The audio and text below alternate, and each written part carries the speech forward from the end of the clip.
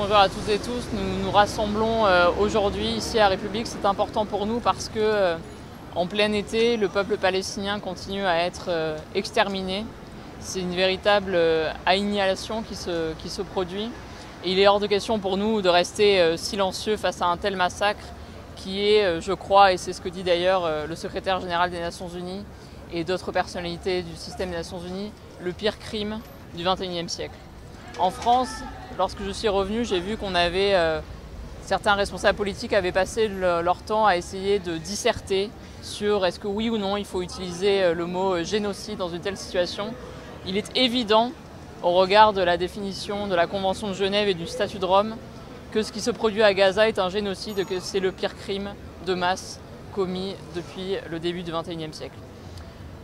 Le gouvernement français n'est évidemment pas à la hauteur. M. Macron a décidé de reconnaître l'État de Palestine en septembre. Peut-être attend-il que tous les Palestiniens soient exterminés avant qu'ils puissent avoir un État souverain. Il a annoncé le reconnaître dans des termes qui sont inadmissibles, par exemple en voulant que la Palestine n'ait pas d'armée, ce qui ne correspond pas à ce que doit être un État souverain. C'est un réflexe colonial qui est inadmissible. M. Macron a annoncé vouloir larguer de l'aide humanitaire avec des parachutes dans quelques jours.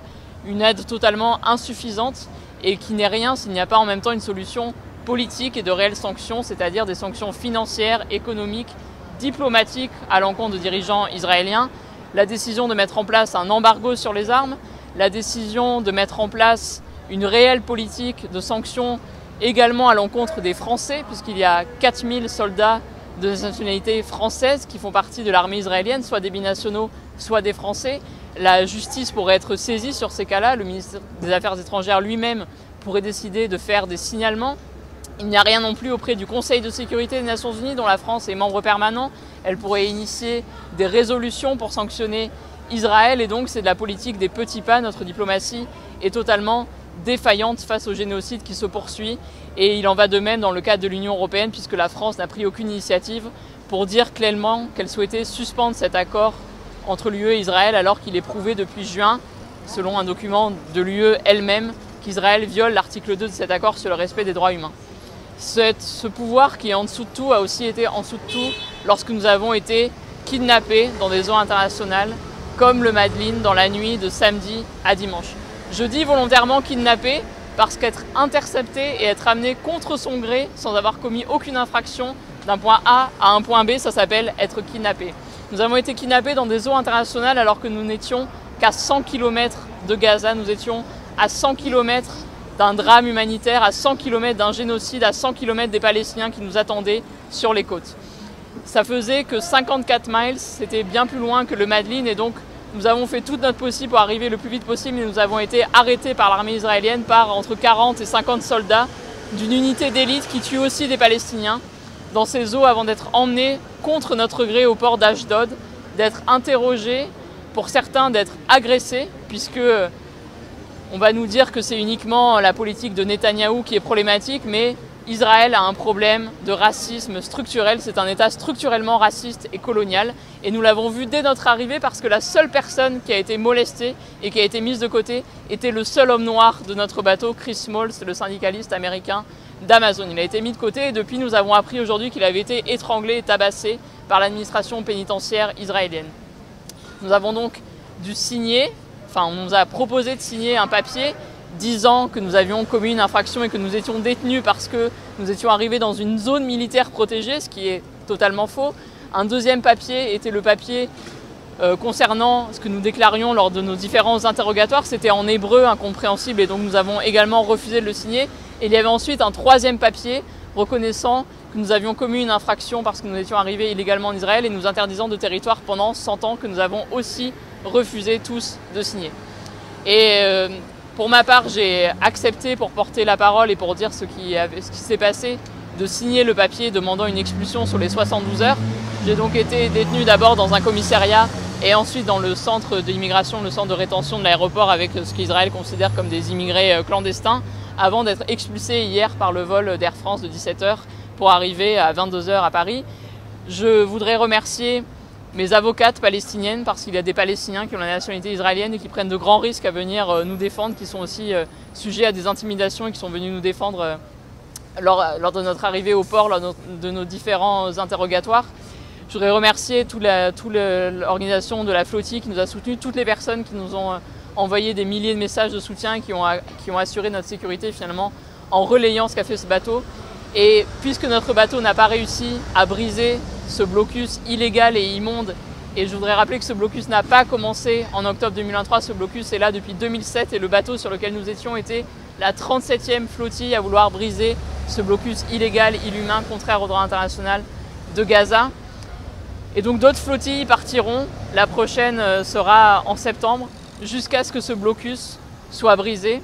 Et j'appelle toutes les personnes qui nous regardent à continuer à faire pression sur Emmanuel Macron pour que l'aide humanitaire arrive par voie terrestre et par voie maritime, qu'un embargo sur les armes soit décrété, que des sanctions soient réellement mises en place et surtout que l'État de Palestine soit aussi reconnu immédiatement. J'appelle également à la libération de tous les camarades qui sont actuellement détenus d'une manière arbitraire parce qu'ils n'ont commis aucune infraction.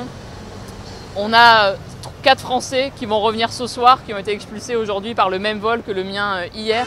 Mais nous avons toujours un certain nombre de camarades qui sont détenus et qui sont violentés. Chris Smalls, je l'ai dit juste avant, Sergio et Santiago qui sont espagnols, un autre français franco-américain, Franck Romano, qui avait déjà fait de la prison en Israël en 2019 pour des raisons pareilles, totalement illégales, et qui est toujours emprisonné, qui est le dernier compatriote qu'il faut sortir, et Emmanuel Macron et Jean-Noël Barrot brillent encore par leur silence. Jean-Noël Barrot a annoncé l'envoi de 40 tonnes d'aide humanitaire par les airs. C'est peu au final.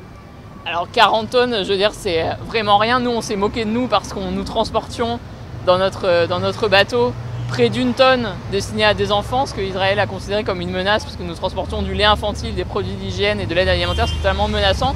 Et notre mission est avant tout politique.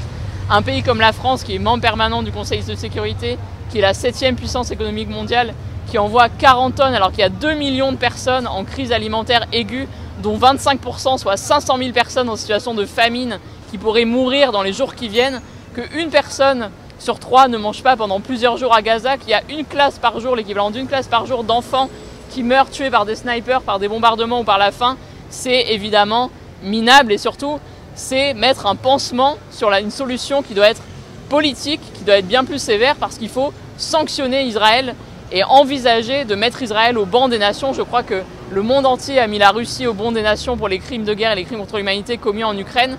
Monsieur Netanyahou, lui, agit en toute impunité.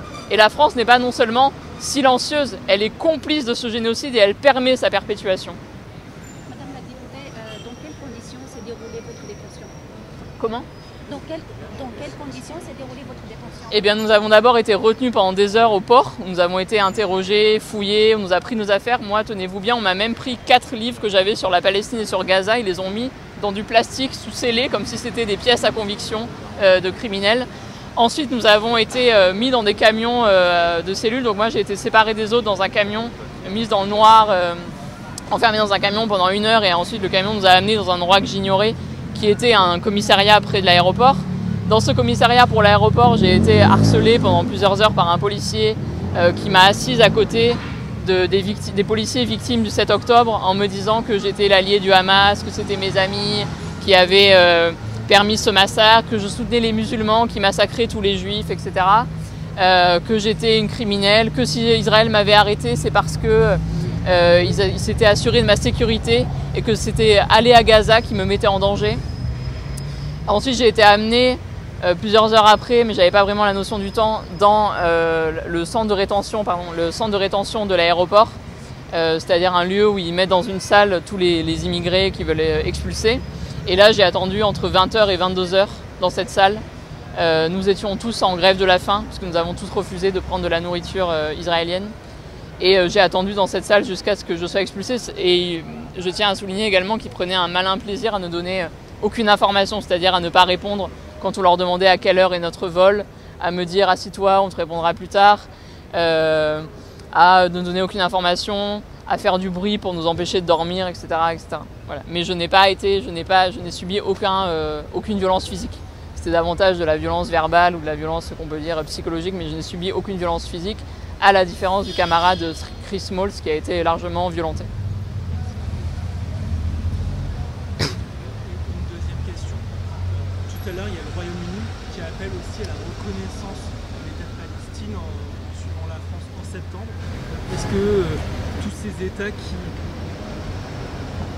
qui appellent un appel à la reconnaissance de l'État de Palestine, ça peut faire bouger les choses? J'ai remarqué que le Royaume-Uni allait peut-être reconnaître la Palestine en septembre, à condition, en voyant si Israël, d'ici là, donnait des gages de bonne conduite. Je crois que ça fait 21 mois qu'Israël commet un génocide et ne donnera jamais un seul gage de bonne conduite, c'est évident.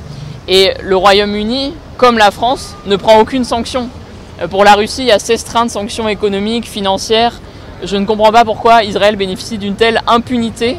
Et l'impunité, elle vient de l'impérialisme et du soutien des Nations Unies, du fait que la France et le Royaume-Uni sont les vassaux des États-Unis. Les États-Unis qui ont donné 22 milliards d'aides militaires à Israël depuis octobre 2023. 22 milliards, rendez-vous compte, c'est 2 fois le budget annuel de notre ministère de la Justice, c'est l'équivalent de notre budget annuel du ministère du Travail. C'est une somme qui est colossale, une somme qui est payée par les contribuables américains pour commettre des crimes de masse à Gaza.